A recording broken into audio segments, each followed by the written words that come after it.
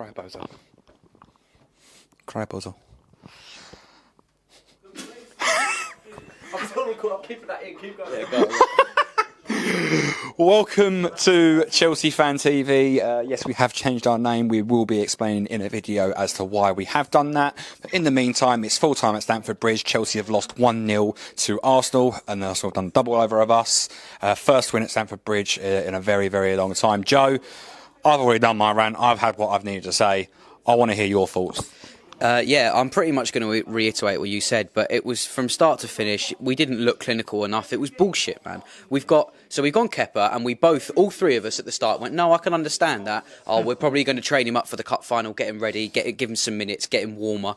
And what a fucking mistake that was. Yeah. So not only is he, and we've checked, like I know Ben has just said this, but we have checked multiple times. You lot that were calling for Jorginho's head, no way. He looks twice, he looks where Kepa is, and the next time he goes to pass the ball, Kepa's in the wrong fucking place. It is all down to Kepa's poor positioning and the poor communication between the both of them. Jorginho's not completely not to blame for that, but Kepa is the dividing factor in that, in the fact Jorginho has seen him there, and he's now over there.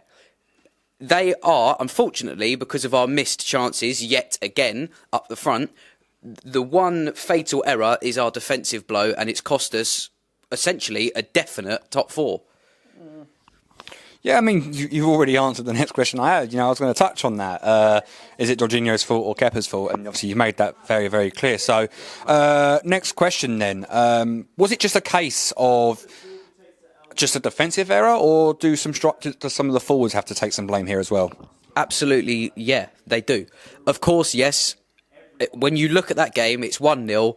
The one massive error has cost us 3 points. But you're going forward, before that goal, Havertz could have made it 1-0 easily. I don't know what he tried. He was obviously caught in two minds and it's gone through. He is way better than that, and he's actually probably one of our most clinical, so it's irritating that didn't come through. Mace, he had a couple of missed opportunities, couple of half chances, not as clear and obvious as Havertz is, obviously. And then we hit the crossbar twice in 5 seconds. Zuma was a little bit more difficult, unlucky, and Giroud should be following up with that. I don't know what was going on in people's heads. I don't know if they're trying to rest themselves for stuff like that. But if you're going on as a starting 11, I know Giroud wasn't one of the starting 11, but if you're going on as a football player to win a match against a top rival, a top London rival in a London derby, you need to go and you need to win. You don't need to think about the game afterwards. You think about that game. And I think a lot of players out there were thinking about the game after rather than this one.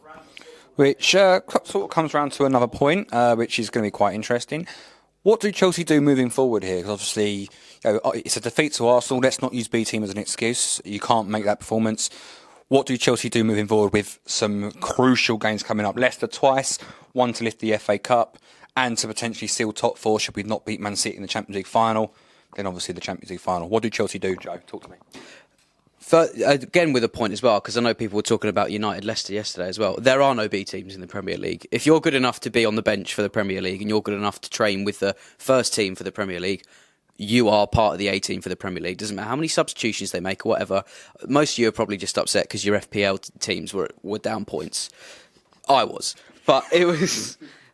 But so with stuff like that going forward, I don't know. Kepa needs to be sold. I don't know how we're going to sell him. I'll give him away. He can go to, I don't know, he can go to my local. He can go to Leatherhead Town, for all I care.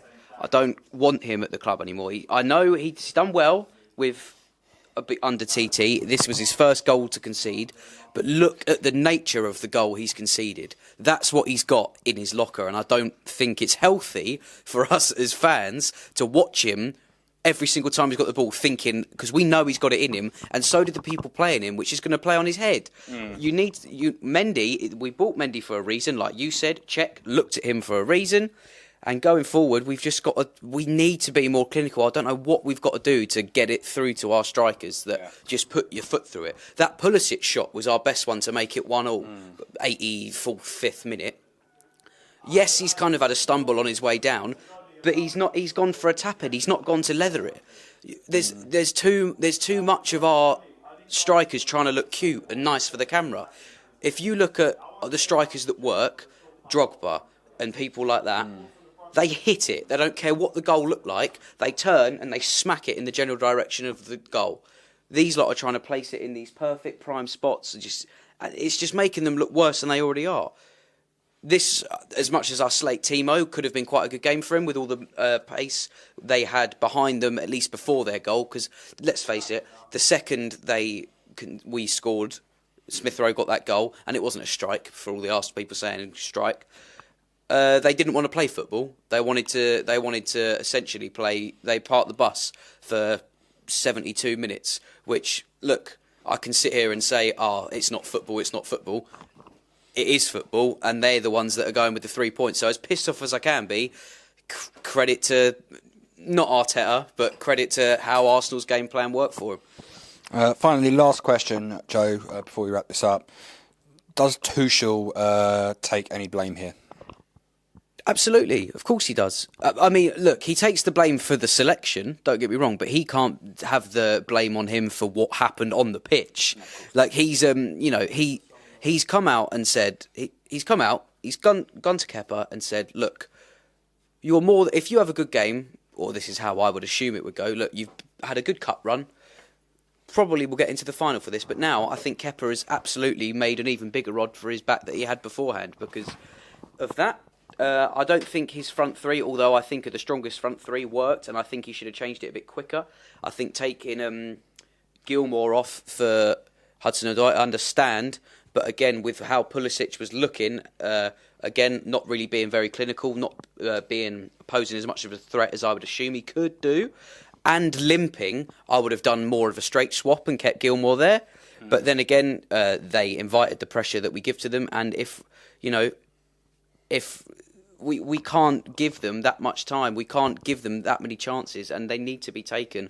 We're playing much stronger opposition at the end of this season, and if we play like that we're going trophyless, and you can probably say goodbye to top 4 chances as well.